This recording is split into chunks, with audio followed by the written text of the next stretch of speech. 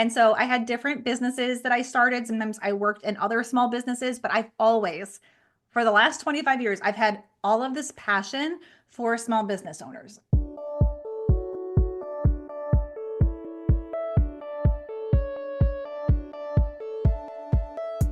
So you want to make an impact. You're thinking about starting a business, sharing your voice. How do women do it that handle motherhood, family, and still chase after those dreams? We'll listen each week as we dive into the stories of women who know. This is Call Me CEO.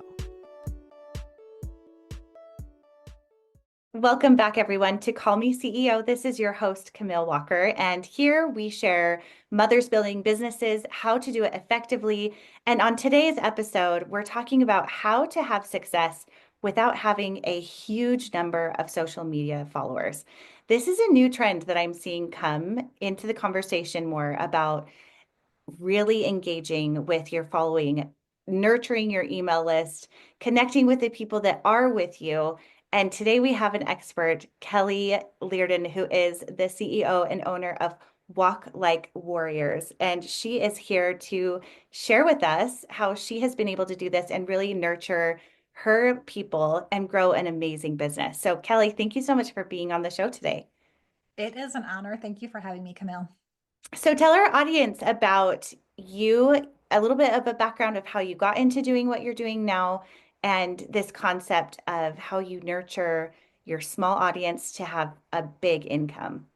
So much fun. And I will start this by saying I am the furthest thing from a social media expert. What I'm an expert in is, like you said, connecting and converting at a very real, raw level so that your audience size doesn't actually matter whatsoever. And so Keith and I, we've been married 25 years. He's my favorite person in the whole wide world. We have 4 kids together, 2 girls, 2 boys, 17 years old up to 25 years old. And my oldest 2 are married, which is so wild to me.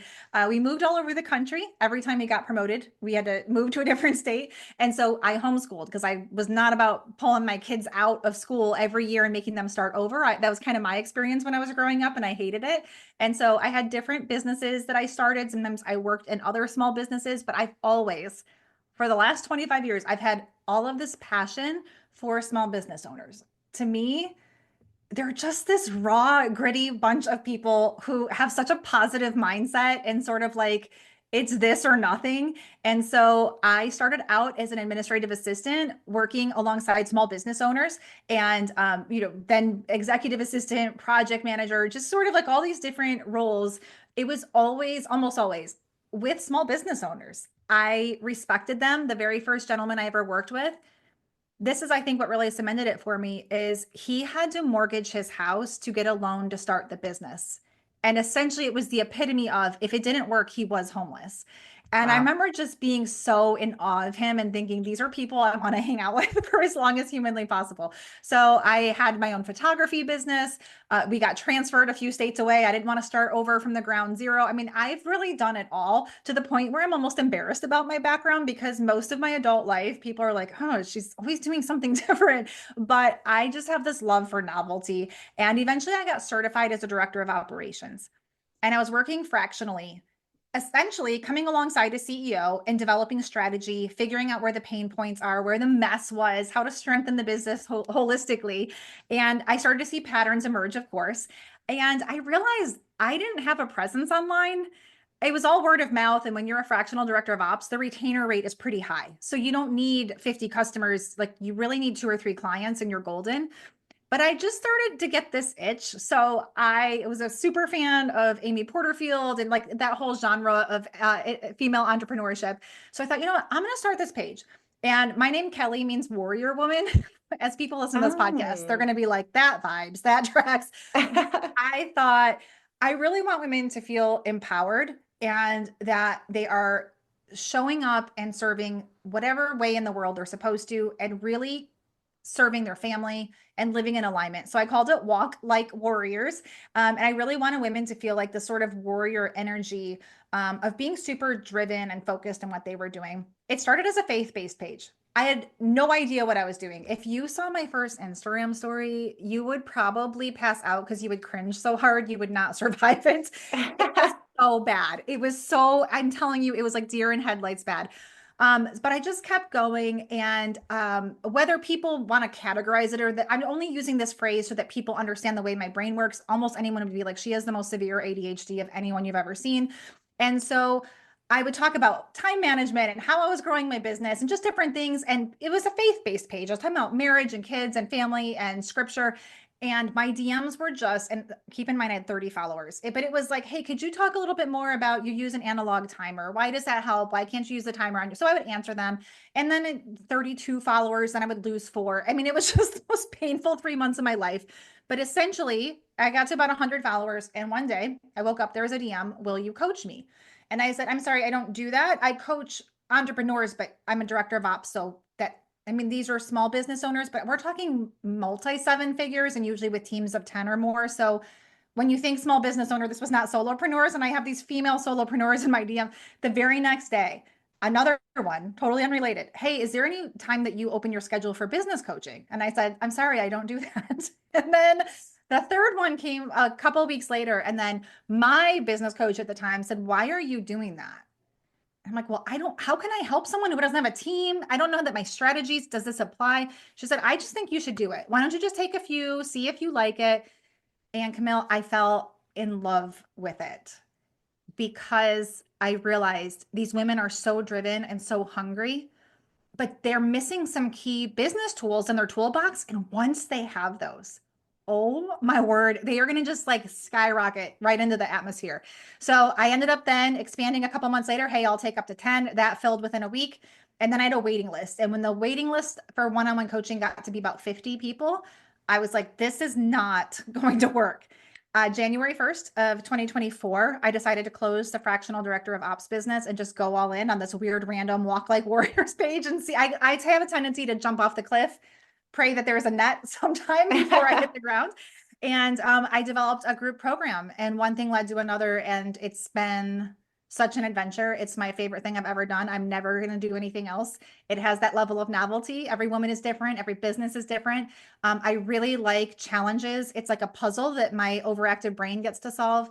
And I have the heart of a teacher. So being able to show up and help a woman scale to whatever that word means to her, I'm like getting choked up. I get so emotional about it. It's been so completely fulfilling. Oh, that's amazing. And I love that it happened so organically for you Yes. because that's where you know it's meant to be. Because if people are coming to you and asking, and you're thinking, oh, this wasn't in the plan, but this feels right. And this is scary, but I love it. So, what I'm curious for starting out and having those things that your business owners are missing, what are some of those key elements that show up time and time again for these business owners and those keys to success? This is such a great question. And this is like that question where it tells me you're a podcast host who serves your audience well, because that's probably Oh, what they're curious about too. So I thank love you. this. And I just realized I never answered your social media question. So I'll also Hi. answer that. Yeah. My brain squirrels all over the place. But when I launched my group program, it sold out and I had 120 followers at the time. And my coaching calendar was filled out as well. So when I say that I am all about well-aligned followers that you show up and serve with all your little heart, it is the way. And so sort of like my Mm, claim to fame, quote, I'm doing air quotes, people can't see me, but is helping women scale to six-figure businesses with 1,000 followers or less. Like you do not need 100,000 followers to have consistent $8,000 to $12,000 months. You just don't. That's the old way. That's the COVID, post-COVID way. Though that ship is past. We can't grow by 100,000 followers with one great reel. That doesn't work like that anymore. And so this is one of those tools, kind of a segue here into answering your question. I think a lot of women, COVID sent us home, right? Like everybody is quarantining, they're home.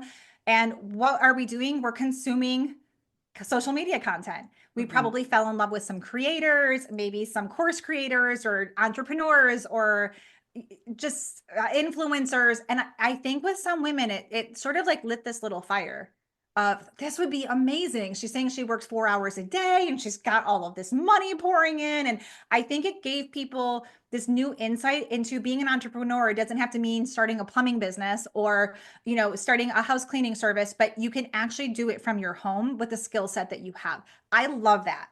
I love Yes, that about me post-COVID. too. It Yeah. gave women like you and me so many more options than existed 10 years ago.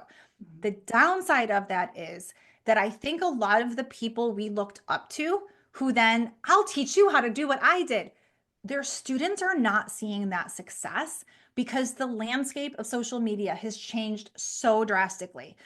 I'm not taking anything away from those creators. My hat is off to them. But 2020 to 2023-ish, maybe early 2024, that was like the golden age of social media. If you were getting on there and growing, your account was probably exploding pretty fast. I compare it to the California gold rush. Is it, I mean, truly, there was like gold in the rocks and you could just pick it up. We are not there anymore. And I think that women, especially, are struggling with, what do I do? I paid all this money for this course or this coach. I don't know what to do. I don't know how to grow. I'm showing up super consistently, but I'm just throwing spaghetti at the wall at this point. I don't know what's sticking. And so the main thing is how to grow, even with like without being dependent on the algorithms. So Mhm. that's one tool I would put in their toolbox. Another one is this, our brains are very different than men's. So Camille, when your husband, like if he's working on putting something together, he's putting a crib together.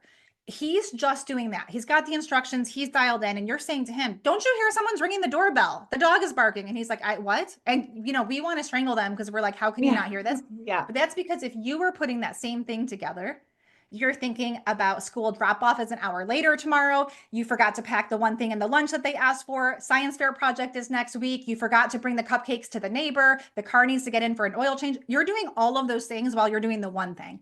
And so time management is a real big struggle for female entrepreneurs.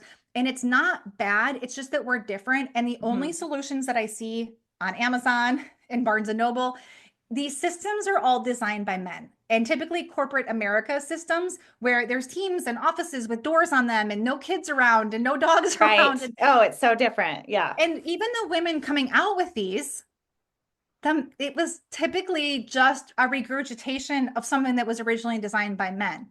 And I don't know if you heard like spaghetti brain, waffle brain, but men, waffle brain, it's in compartments. So when he is putting together that crib or that piece of furniture, he is literally just in that compartment. He's not thinking about anything else. Our brains are like spaghetti. Everything is Mhm. all tangled up. It doesn't matter how hard we try. Those 15 or 30-minute blocks on our calendar, they just don't work for us.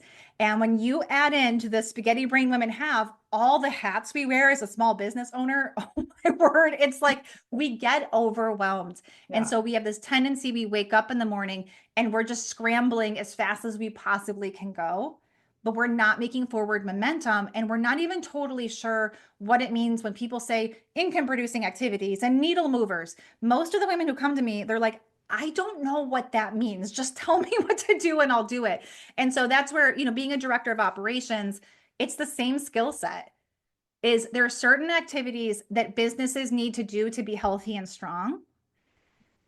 How do we get that to work for a woman who's completely overwhelmed by all things home, family, health, faith, her business? And then when you break down the business, she's wearing 17 different hats. So she just feels like she's drowning. So the two main ones are algorithm proofing our businesses and figuring out a way to move through our week with intention, where we can have fence posts around our work hours, where we're not thinking about work all the time. So, a skill set that we need to learn is being able to shut off that switch in our brain so that when our kid is talking to us, we're not checked out thinking about our business, because that's really unhealthy. It's bad for our kids, but it's also bad for us. Because another thing that men are different about is they don't struggle with guilt, and we're plagued by it.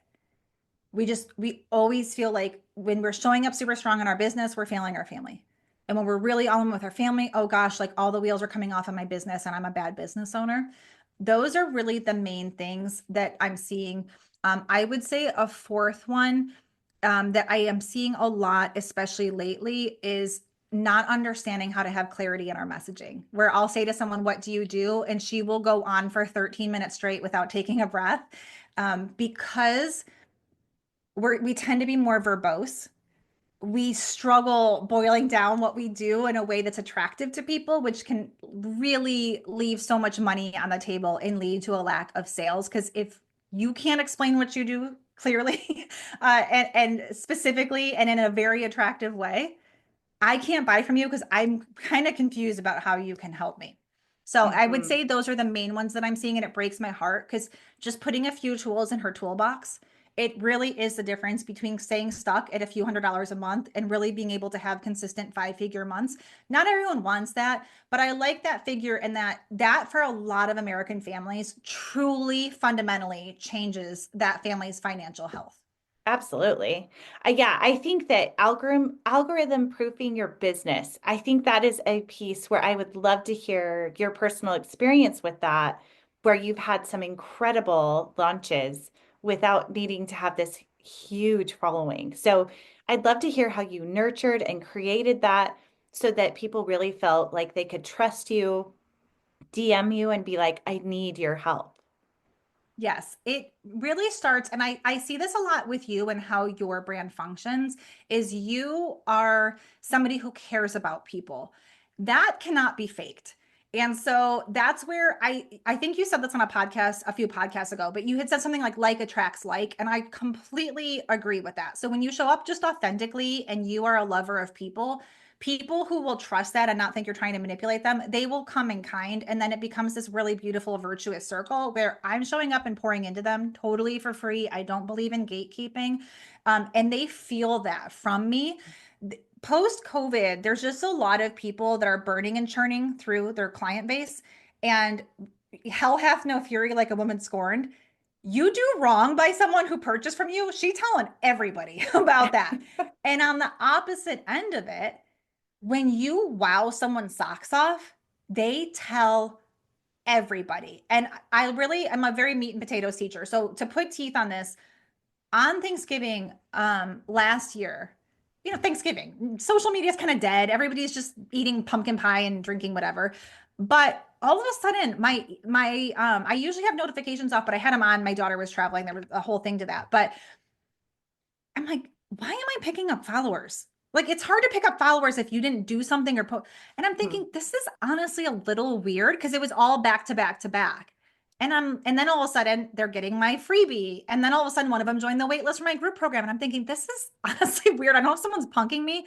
And then one of my former clients was like, hey, don't be freaked out. I'm sitting around the Thanksgiving table with my friends and family. And I was just saying it changed my life. And so a few of them took out their phones, and if that doesn't tell you an algorithm proof business, I don't know what would. If Mm. your people are having incredible experiences and loving on them is not enough, I'm going to say it'll get you pretty far. You can have a pretty junky product and love people well, and they'll still buy from you. People are so hungry for that.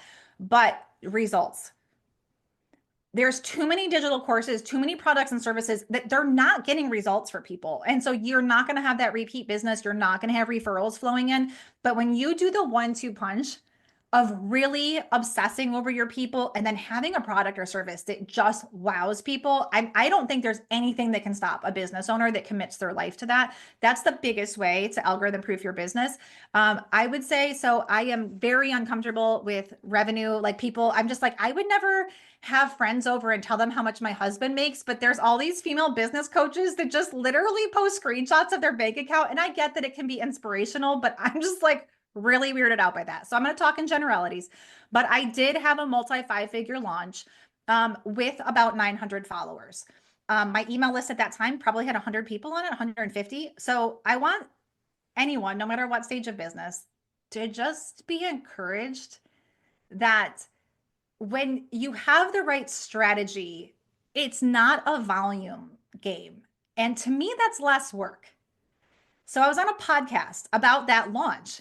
And I noticed after that podcast, it's a pretty big podcast. I'm getting all these followers from it, which is great. I'm not going to complain, but I freaked the heck out because I looked at their accounts and some of them had 1 million followers, 1.2 million followers, 800,000. And I'm like, oh my word, I have 950 followers. I didn't go on Instagram stories the next day, which I coach for free every day in stories. Camille, I was so freaked out. I'm like, what? How can I help them? They're going to think I'm a fraud. But my husband said, he's like, clearly on that podcast, they heard that you can monetize a tiny audience and they are coming to you not for social media help, but they're like, help me. How are Yeah. you doing? And that was actually the truth. And then I've had 2 launches since then. Both of them were also multi 5-figure launches. Right now I'm sitting right around 1,300 followers on Instagram. I'm not the coach to help you go viral. I mean, in 6 months, I don't know, what did I add? 400 people. So it's not, the growth is incremental, but I will say this about social media growth. If you posted about me tomorrow and said I had a great conversation with Kelly and you tagged me, and I just pick up 1 follower, that is worth 1,000 followers from going viral. And this is what I mean. When someone is obsessed with your brand and they've built a really good community in their brand, your know, like, and trust from I don't know about this person to I want to buy what she has I'm holding my fingers about 2 inches apart. It's this long. When you pick up followers because of a reel of you dancing around lip syncing, nothing wrong with that. There's some strategy there, not my own personal, but to each his own. But if you held that same piece of string, tie it around the moon, because that's about how long it's going to take you to nurture and build and get them to the place where they trust you, because they don't know anything about you. And so one of the ways that I've done what I've done is I post content that's never going to go viral. It's high strategy, it's educational. It's not share it with your business bestie and have die laughing because it's so relatable. I don't post a lot of relatable content. I post good content. There's nothing wrong with posting relatable content, helping them feel seen and all that stuff. It's just when I go to bed at night, I only feel good if I felt like I really served in a really profound way, where I feel like opening up a vein and just pouring into people. And when I don't do that, I don't actually like how it makes me feel as a human. But educational content doesn't go viral. But what it does is people will repost and say, "This is my business coach," or "I'm going to take her success squad in the fall." And even if it's 3 followers, Camille, I am not lying when I say most of the time they get on the wait list for my group program within 24 hours. So you think about that string analogy. I would rather the string be 2 inches long than all the way to the moon and back long. It's less work to do it the way that I'm doing it. But I think as women, you said this so beautifully on a podcast a couple of podcasts ago, but we are designed to care and nurture. And so that's why the cold DMs, the cold prospecting, doing things that make us feel really cruddy, it's not the way. I prefer to lean into the way that I was designed, which is to be a nurturer, to care about people. I really feel good about my business. Truth, like from the bottom of my heart, Camille, like I've never been in a place like this where I just feel it's so authentic. And even if it's not flashy, even if it's not sexy, even if it's not going to go viral, I go to bed every night and I'm like, this is freaking amazing. Like, I can't believe I'm getting to build like this and getting DMs from people. "Hey, I can't afford any of your stuff, but you're changing my life. Hey, my husband and I just went on our first date in 6 years. You literally are changing my marriage." Like I'm crying right now. I mean, I cry over it. I'm like, this is just such a blessing. And no matter what, I mean, I'm obviously a business coach, but whether someone's a virtual assistant or a social media manager, or you had that attorney on, it doesn't matter what industry you're in. Caring about your people and having a kick butt product or service is such a rarity. I feel like the bar is so low, especially in the US right now, that if women will just lean into the way we actually are designed to function anyway, I think the sky is the limit for us in the 20s and 30s. Are you drowning in your to-do list, stuck in the day-to-day tasks that keep you from scaling your business? You didn't start your dream to be buried in busy work. You started it to make an impact. That's why I am here to help you find how the truth and the beauty of delegation will help you to reach those goals much more quickly. I am offering a free discovery call to help you identify exactly what you need to do and how to find the right virtual assistant, which are actually, I have many graduates from my course, 60 Days to VA, who are masters in many, many different skill sets so that you can find the right virtual assistant for you and you're able to be the CEO that you are meant to be. Imagine focusing on what you do best while a skilled VA handles the rest. It's time to ditch the overwhelm and step into your next level of success. And you can book your free call below at camillewalker.co. We can build your dream business together. I love this perspective. It's giving me a lot of thought because having been in social creation for so long, I get so burnt out of doing it the rat race way, where that's why I'm like, well, I have someone who posts for me and I'm not on it all the time because it just feels icky to me sometimes. So where you're saying getting on and doing education and making it valuable, but not like that you're trying to be viral, that really rings true with me. I'm like, I should show up more with my face because I feel like sometimes I've been in this world for so long that I'll take a step back and just protect my peace of like, I don't need to be on there every day. Like I can, do it from this back door, this other way, or having these really meaningful conversations through the podcast. I love this. So I love that you're treating social media that way because that totally rings with me of that relationship of trust, that one-on-one that you really care, that is where those relationships build. So I'm curious for actually launching the product, the service, the group coaching or the runway, what does that look like in terms of how you roll that out to have such a successful launch? This is a highly strategic question. So I'm going to try not to squirrel brain and do this methodically, which is almost painful for me, but I'm going to try to lay this out. Okay. So one of the things, one of the biggest compliments I get from my group program girls is that I'm a product of my product. They see me with my feet up at noon on a Friday, sitting outside having a glass of wine with my husband. They see me living this out. And they Mhm. always laugh because the day that cart closes on the group program, the day, Camille, I'm telling you, I'll say, hey, doors are closed. You can't get in. Next round is in 6 months. Here's the wait list. They crack up. They're like, you are filling that wait list literally the same day that we're launching. And that's how I do it. I compare it to a drone versus a 747. So if you have low ticket, which was super popular 2020 to 2023, it was like a drone in your hand. You didn't need a runway. You could post an adorable reel, comment the word blank, and you could sell 100 of those because it's low ticket. Higher ticket, and high ticket is, let's define the terms, right? So for some Yeah. people it's over 500, some people it's over 1,000, some people it's over 2,000. So my program's around $2,000. I consider that mid ticket, but some people consider it high ticket. The bigger the ticket, the longer the runway. You're talking 747, baby. So it's not a drone. And what I see people do wrong with their launches is they're trying to launch a 747 from the palm of their hand, meaning they just start Mm, showing up in a complete tizzy and panic 5 days before a cart open. right. It does Yeah. not work that way. So to me, the Success Squad is a 747. And so she needs a long runway. Mhm. I have a goal to talk about the Success Squad every single week. I run it 3 times a year because it's running 3 times a year. I'm always playing with it, but it's between an 8 and 12 week program, give or take. Probably a little bit over half the year I'm running the program. And remember, I'm not tooting my horn, but I only care about the results. It's a results heavy program. So every week I'm getting DMs. OMG, I literally just doubled my revenue. Or like even just Kelly, I colored with my 3-year-old today. And I haven't done that in over 6 months. I'm mortified, but also I'm crying. I'm so happy. I screenshot those, put them in stories. Here's the wait list. Here's the wait list. So the social proof is such a powerful thing, especially with the results driven program. So once a week, all the time when it's not running, I am pointing to that wait list and filling up that wait list. I did invest in an amazing conversion copywriter because in my opinion, we're all too close to our own business. We don't always communicate it as clearly as we should.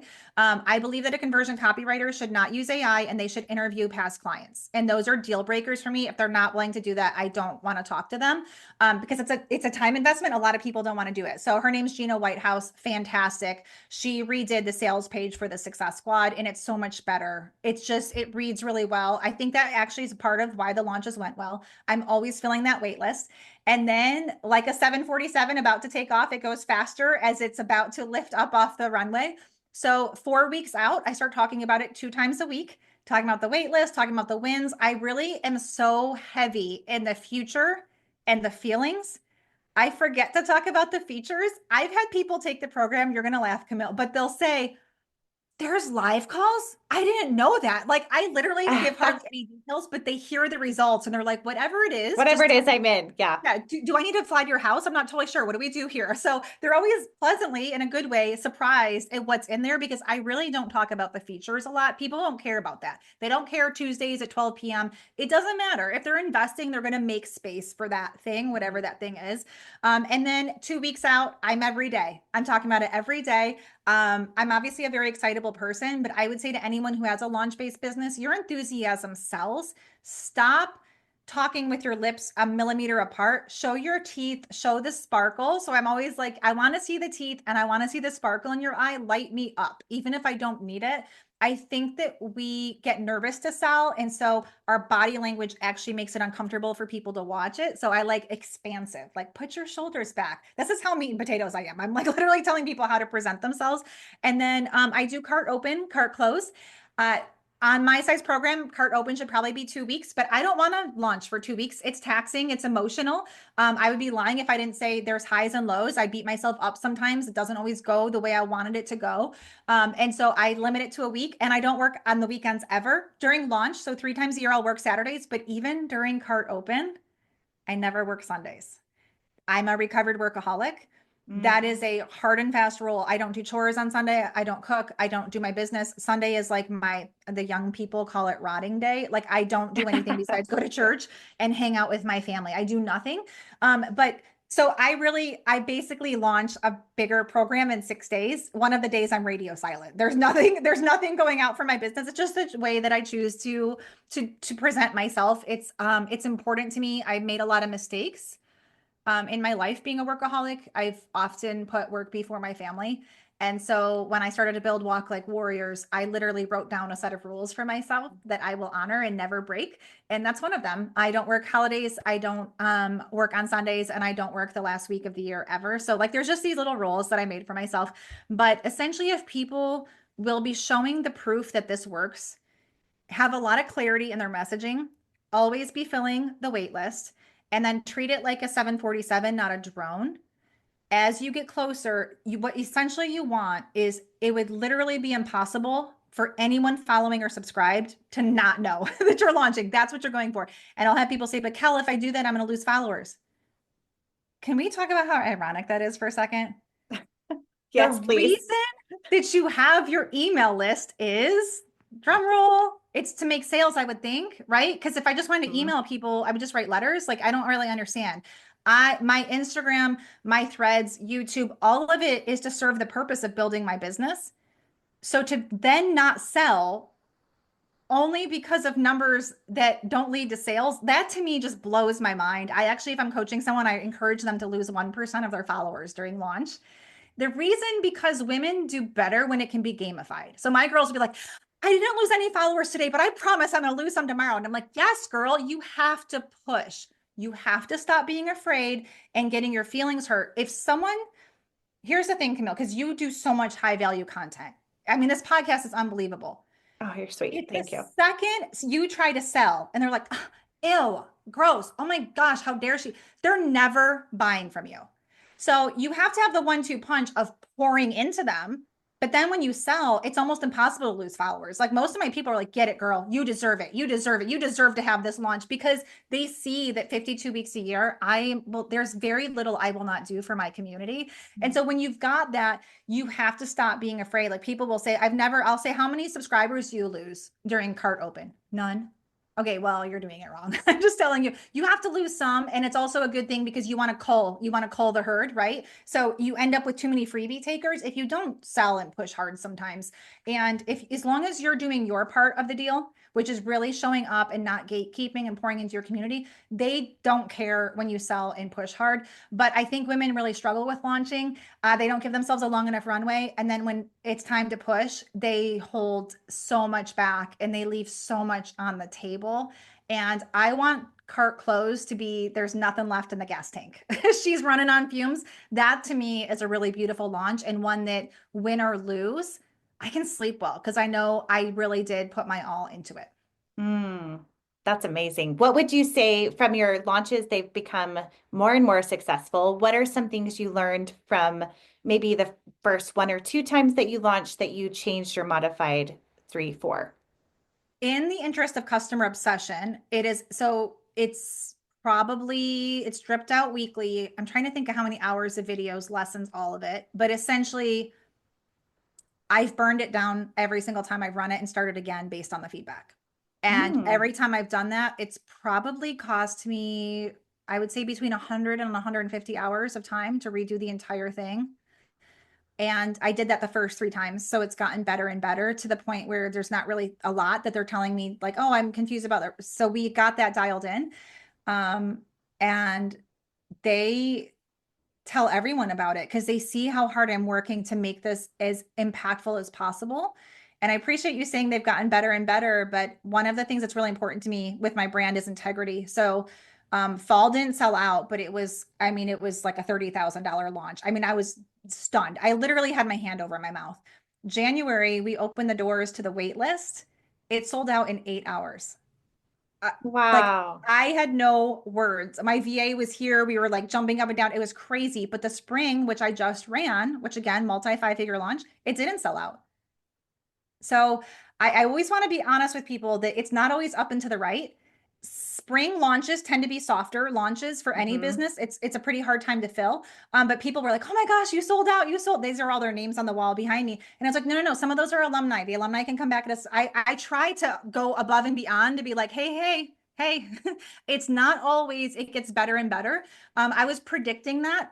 I basically got the exact number that I had predicted. Did I want it to sell out on opening day to the early birds? Yes, it's so much easier and more fun to fill the program when you're like, it sells out every time. You've got to get in. But I won't be able, a lot of it for me is sleeping at night. So I will not be able to sleep at night if I have come across as it's only gotten better. I made a huge oopsie with my wait list. I put too many images, screenshots of testimonials in those emails, and I got put in spam jail for my launch. So my launch Mm. emails in every round before were about 80 to 90% open rates. And for the spring launch, I had a 12% open rate because of something I did. And I know that the image to text ratio matters. I'm very careful about that with my newsletters. But for some reason, when I was creating those launch emails, it just logic went out the window. And I was like, oh, this one's so good. And I'm pulling all these in. And Mm. some of those emails had 10 screenshots of testimonials. So every major email provider put me in spam jail, and none of those emails got delivered to my wait list. So it's just things like that. Life happens. I think that the Sure. key to being a successful entrepreneur is grit, getting punched in the face, keep getting up. But also a growth mindset is yes, did I get a little teary-eyed? Yeah, I was stunned that I made that kind of mistake. As seasoned as I am in business, I was embarrassed. I felt bad because my VA was so excited and it was just not a great launch for, I mean, it was rough for like an hour.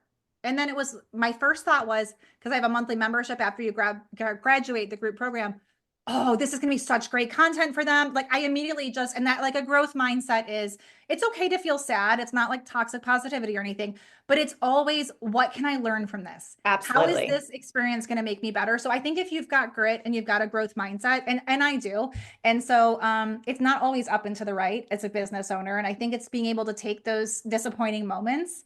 It's okay to feel the feelings, but not like, to me personally, my limit's like 24 hours. I'm allowed to wallow for 24 hours, but it's like, girl, pick yourself up.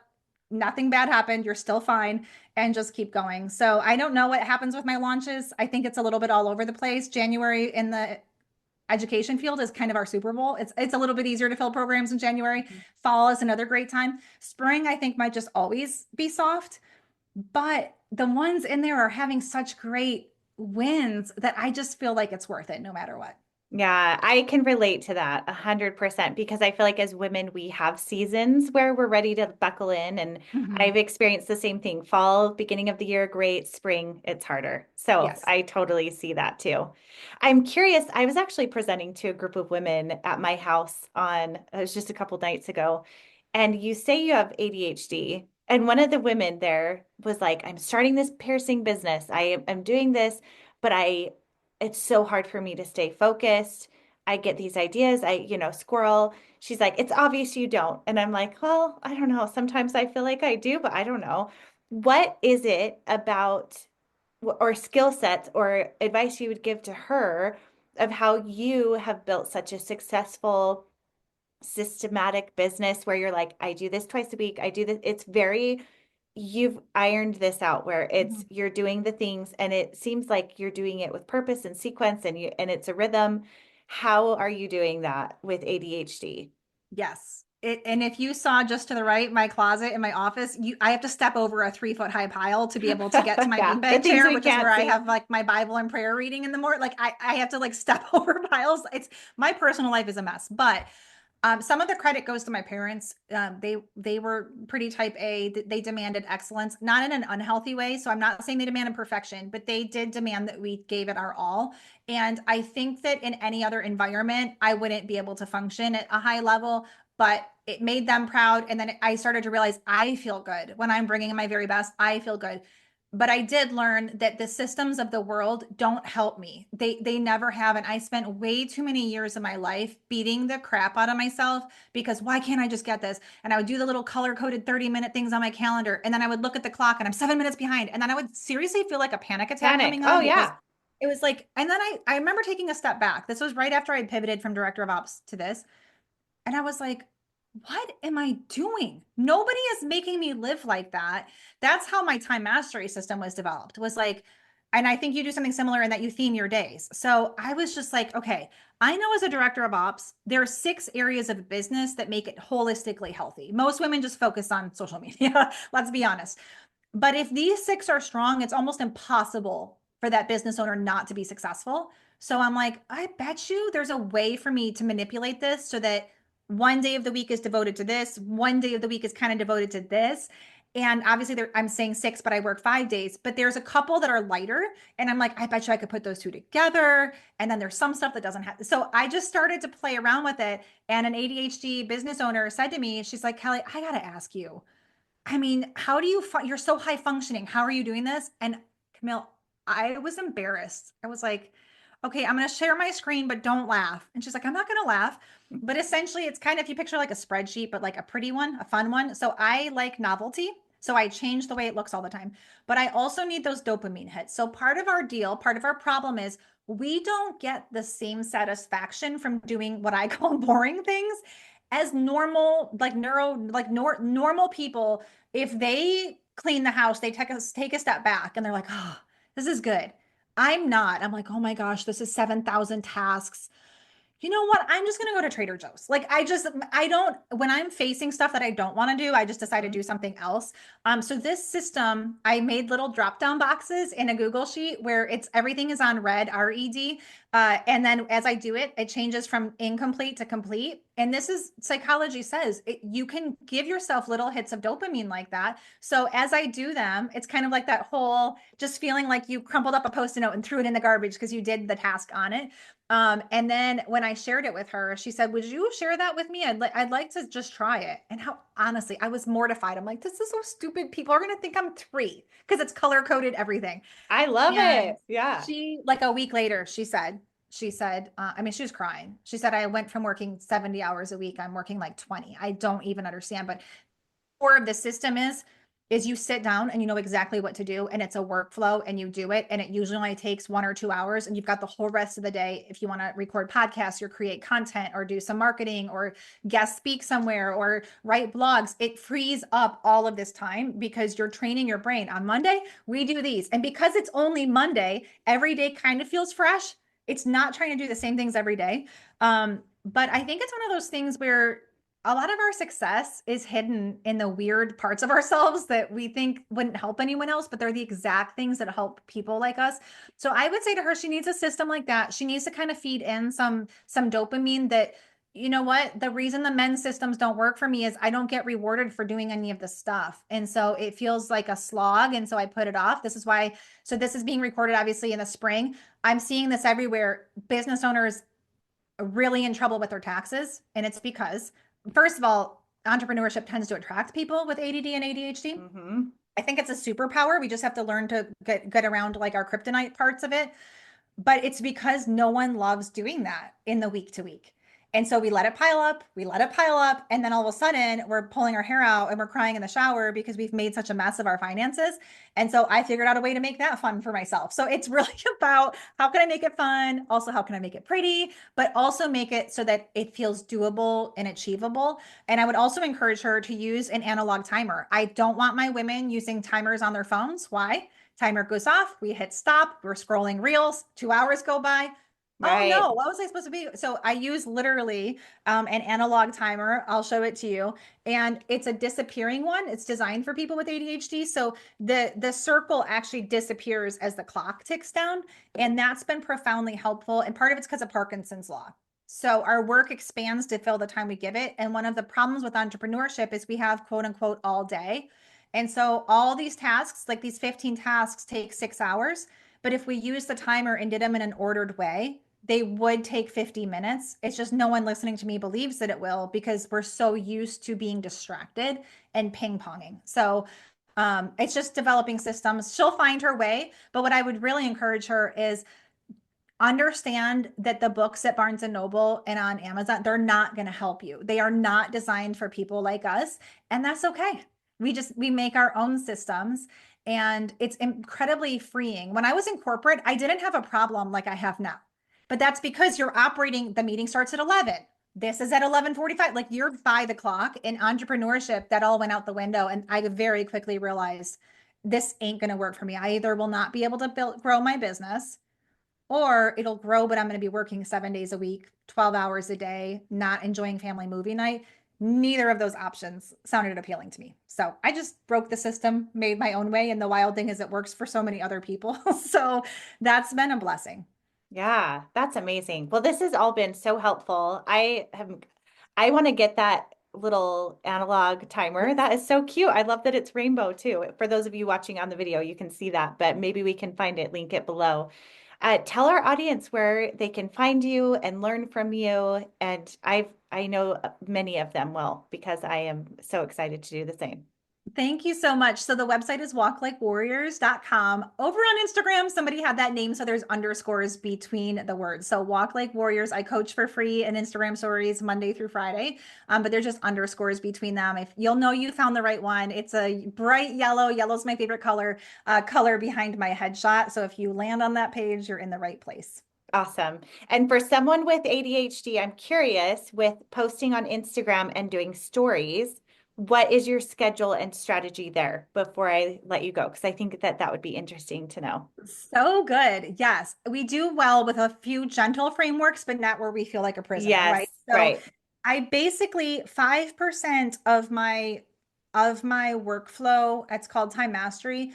I do for free in Instagram stories. And so on Monday, it's admin day. I get in every Monday. Hey, it's Monday, it's admin day. Here are some things you can be thinking about and working on. Or the following Monday, I'll say, this is why we do this like this. I don't have meetings on Monday. Why? Because it makes it really easy to have 3-day weekends when I want them. So then on Tuesday, hey, it's content creation day. And so that kind of gives me a nice, gentle framework. And if I don't feel like doing that day, then I just talk about whatever random things are on my on my heart to share. I think as I'm so close to the people I'm serving, I'm coaching so much that a lot of times it's driven by I just get off a call and I'm like, hey, I want to talk about this. Women are not tracking the numbers in their business. This is going to break your business. We don't want to go from the gut. We want to make sure we're measuring. And so a lot of it is free flowing. So this might resonate with you. I like gentle boundaries that nothing bad happens if I break them. And so I do that actually time mastery plays so well into Instagram stories because if nothing else, I know I can talk like that. But some of your listeners might be like, nice for you. I don't have that. Anyone can do that. If you're a health coach, Monday, just you don't have to be like, it's Monday, it's my Costco find day. Just on Monday, you share your Costco find. On Tuesday, you're sharing something, a stretch you can do from your desk for 3. Like you don't have to announce it, but it just gives you this nice rhythm where you're never like, What do I do today? Yeah, because Yes, that's where we get exactly. frozen. Yes, Totally. exactly. But it's very, very helpful. If it helps people, like when I'm first learning a new habit, I just put a colorful, pretty post-it note right behind my monitor, and then I look at it and I can remember what I'm supposed to be doing. Oh, that's helpful. And then Yeah. are you posting in the feed a certain amount of times or what do you do there? Yes, I am. I believe in batching. Research shows that batching leads to better content. So that's a big thing for me is I'm all about strategy, but also batching empowers me. I don't know how you are, but I always have a couple days of the month where I want to burn down my business, my house, and Yeah. everybody. Yes. So Don't look at me. I don't want to be yeah, on camera. Totally. exactly. So it serves me well in that I mean, on Monday, I was a very low energy day. I had content ready to pump out. I didn't have to do anything. Everything's on autopilot in my business. And it was 12:01 and I was drinking Cabernet Sauvignon and watching Pride and Prejudice. And I looked at the clock and I'm like, this is wild that I get to do this. But I believe in rhythms of work, play, and rest. So I work when it's time to work, I work really hard. But when it's not time to be working, I play really hard. And so following this rhythm, this pattern to my week has been incredibly empowering. I think it's why I don't have to think about work when I'm not working because I put so many systems into place. Mhm. So I'm batching, but we had talked before the interview. I'm really strongly considering a social media strategist firm agency something because I think my Instagram content is in stories is good. I have no strategy for the feed. I mean, I batch, but I'm not, if I want to grow, it's probably time to call in an expert because I have sort of this cavalier attitude toward it. Like, I don't need that. I'm just going to keep doing my thing. But the business is growing and scaling so fast. I love like your work with virtual assistants. We have to stop doing so much stuff ourselves. So Mhm. VA, like my virtual assistant, it's like, it needs to be people's first hire, in my opinion. There's such a demand for good ones. But I think I'm getting near the time where maybe offloading some social media. I'll never give over the stories. I love being in Instagram stories, but the feed itself, just not my favorite. I'll create the content. I just want someone else to schedule it and Yes. do all Yep. this. I'm right there with you. Yeah. All right. Well, perfect. Let's finish this up with the two questions I always ask, which is what are you reading, watching, or listening to, and a motherhood moment that you'd like to share? Reading, I just finished the best book on sales that I have read in my life. And that is Hmm. saying something because I'm a voracious reader. It was written in the 1920s. So some of it is Wow. dated, but it is like the best sales strategy. It's by Frank Betcher and it's called How I Raised Myself from Failure to Success in Selling. I shouldn't have even written in it because every paragraph is written on now, so it's hard to read. A fantastic book, good old fashioned selling strategy there. Keith and I are watching Daredevil right now, and so that's been good. I'm not a huge Marvel DC, I don't know about that stuff, but it's actually pretty good. Um, and I know, so the motherhood question, right? I'm going to share this. I'm Okay. going to try not to cry. My kids are teens and young adults. It's by far my favorite stage, my absolute favorite stage to be a mom. But last night, my one son, he's married. He lives like 30 minutes north of here. He needed to pick something up from our house. My daughter, who's engaged, it just, they all converged here and we had a meal together. And I just looked around the kitchen and I'm like, this is it. Just I don't believe in like your kids have to call you every day or anything like that, but it was just this profound moment of my dad says it's like a bird feeder where they leave, they come back, they leave, they come back. I'm really at an interesting point in my life where my adult kids really love to hang out here. My teenagers do. It's just like I never know when it's going to happen, but it's just magical that I'm not begging and pleading for them to be at every holiday. It's just more they will say, "Hey, can I come out?" and we'll have a meal together at random. And to the people with little kids, every second of the behind the scenes work is so worth it. Because if you Hmm. want what I have now, it's in all of those hidden secret moments as a mommy that stuff nobody sees that leads to healthy outcomes in teenagers and young adults. But it's just been like we'll play card games, board games. We've moved, I know not everyone likes this, but we've moved more into friend territory. They don't need to be parented anymore when they're on their own. It is more like mutual respect and putting in the time to raise people that you actually love to hang out with is so worth it. So Oh, yeah. that's the ultimate goal. I'm so, so happy for you. It like is making me emotional because that Um, if I could, like I tell my parents, that's how I was raised is we want to be together and spend that time and nothing, no amount of money, success, anything like that can take the place of that. So thank you for sharing that. And oh my gosh, gave us so much good information. I'm just so, so grateful. Thank you for being on the show. And to everyone listening, thank you for being here. And we'll check in with you next time. Thank you so much for listening to this episode of Call Me CEO. Anytime that you leave a rating or review, it is a big help to us. So please do that and don't forget to subscribe. And if you are looking for systematizing your business, bringing in team members, helping you to create more white space in your business. That is something that I help people with every single day. I love it so much. You can reach out to me at camillewalker.co. That's my Instagram. And I also have a second Instagram at Call Me CEO Podcast. My website is camillewalker.co. Thank you again. We'll see you next time. Hey CEOs, thank you so much for spending your time with me. If you found this episode inspiring or helpful, please let me know in a comment and a 5-star review. You could have the chance of being a featured review on an upcoming episode. Continue the conversation on Instagram at Call Me CEO Podcast. And remember, you are the boss.